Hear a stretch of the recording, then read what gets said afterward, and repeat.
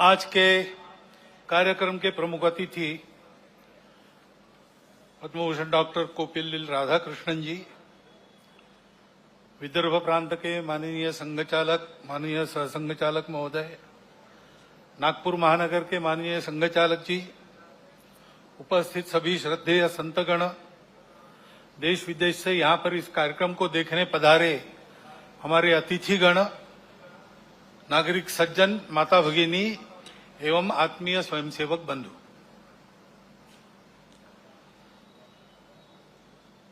इस विजयादशमी को यानी आज के दिन अपने कार्य के 100वें वर्ष में संघ पदार्पण कर रहा है।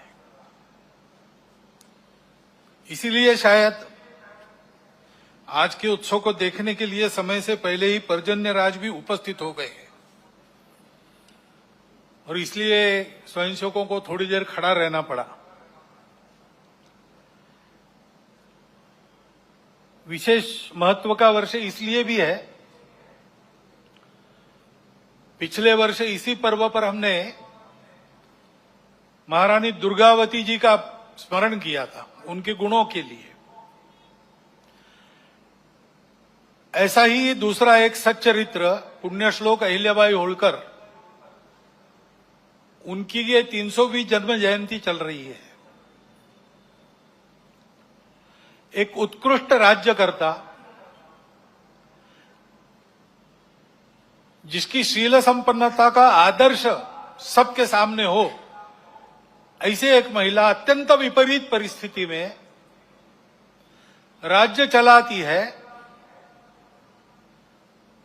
रणनीति के कौशल का परिचय देती है,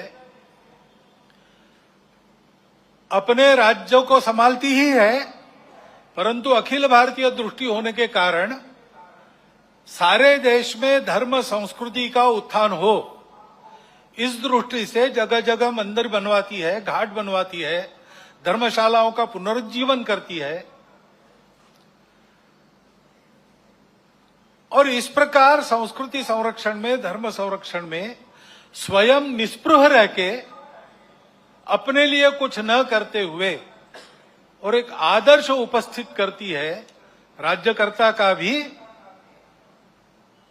और भारतीय नारी के कर्तृत्व का एक फिर प्रतीक ऐसा उनके जीवन के निमित्त हमारे सामने खड़ा होता है, उनका हम स्मरण करते हैं।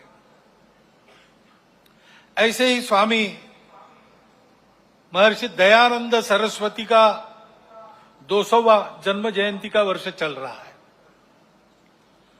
हम जानते हैं कि लंबी गुलामी के बाद भारत का जो पुनरुत्थान शुरू हुआ, उस पुनरुत्थान के पीछे जो शक्तियां थी, उनमें से एक स्वामी दयानंद सरस्वती है।